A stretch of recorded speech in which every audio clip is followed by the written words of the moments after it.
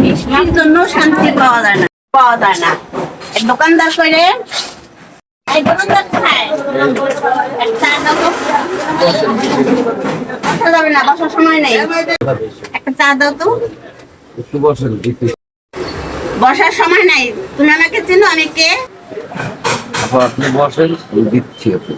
ঠিক আছে, আমি বসতেছি, তাড়াতাড়ি করে একটা চা দাও।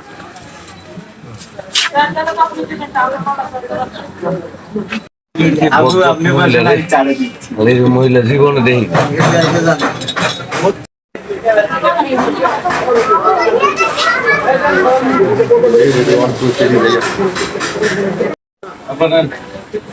একটা সিগারেট দাও।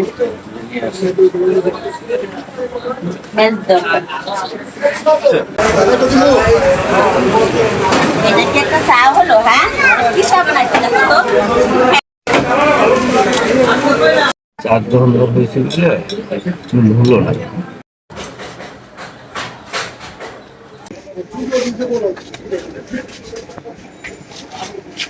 তোরা কেমন আছো?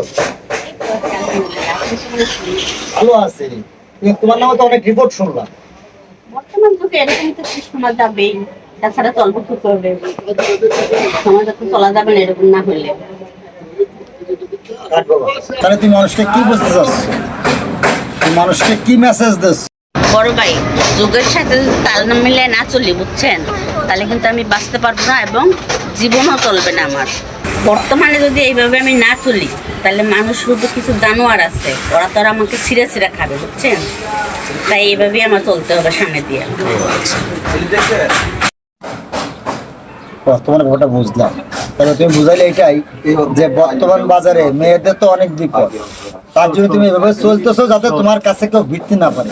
এটাই তুমি মানুষকে, সমাজকে বুঝাইলে বা মেসেজ দিলে, যেটা ভালো হয় সেভাবেই চলো। আর একটা কথাই বলবো যে মানুষকে ক্ষতি করে কখনো কেউ বড় হতে পারে না, সে পুরুষ হোক আর মহিলা হোক। সমাজকে দূষণমুক্ত করতে হবে এবং সমাজকে মেসেজ দেওয়া একটাই যে নারী পুরুষ আমরা কেউ ভেদাভেদ নাই এবং আমরা সচেতনভাবে সবার লাগে মিলে চলতে চাই, কেউ কারো হাইনার মতো সিনে খেতে চাই না। এটা হলো মানুষকে মেসেজ দিয়ে লাগে। আমি একটা কথাই তোমাকে বলবো, পরিবর্তন হও, মানুষও পরিবর্তন আসছে, সমাজ পরিবর্তন আসছে, দেশও উন্নত হচ্ছে। সবাইকে একটা মেসেজ দিয়ে দাও। চেষ্টা করবো সামনে আপনি কথাগুলো মানার জন্য।